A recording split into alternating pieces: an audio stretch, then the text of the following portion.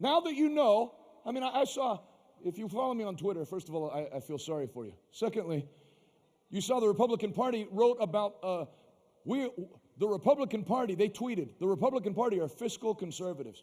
Oh yeah? You just voted for a $1.7 trillion bill. You have sold out the American people.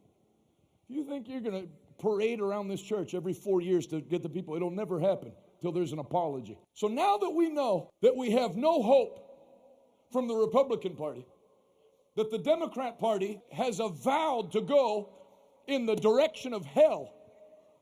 You think I'm making anti-Republican comments because I'm pro-Democrat? I'm from West Virginia. We don't like anybody. Now that we know that both parties have sold out the American people, it should put a furnace-like fire in you for this year to call on the Lord.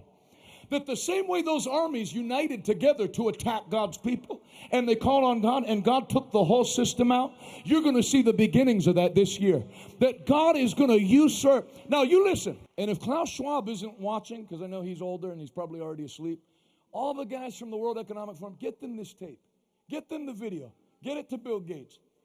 All these guys that think they're God, that think they can determine what you eat and think they can write the laws of America and usurp the American people and take land from the ranchers and put cattle workers out of business and stop everything they're trying to stop. I've got news for them. They're going to find out they're not God, that God is still on the throne. And God this year is going to, how can I put this? The people who are causing trouble are going to lose their ability to cause trouble this year. The people who are causing trouble for America will lose their ability to cause trouble this year. You remember when King Ahab said, "There's Israel's troublemaker." See, they think people like me are troublemakers. How could you think that? I'm wearing a tuxedo. There's the troublemaker. You know, they passed a law in Ghana, West Africa for tonight because they have all-night services. Anyone that prophesies anything that puts fear in the people is a felony. That's the devil. That's why you fight for freedom of speech. I'm glad I can preach in a country where I don't have to worry that my comments could be misconstrued to put fear in people and you get arrested. So they know, the devil knows. They think the preachers are the troublemakers. But what did Elijah respond?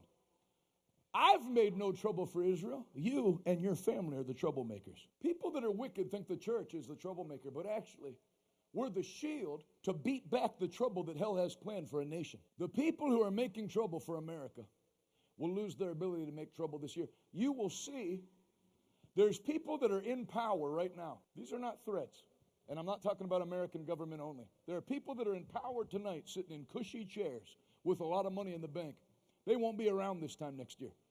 The people who have made it their business to cause trouble in this country, the hand of the Lord will move on them this year. Even during the 21 days of fasting and prayer, God will move against those that have moved against this nation. America's not finished yet.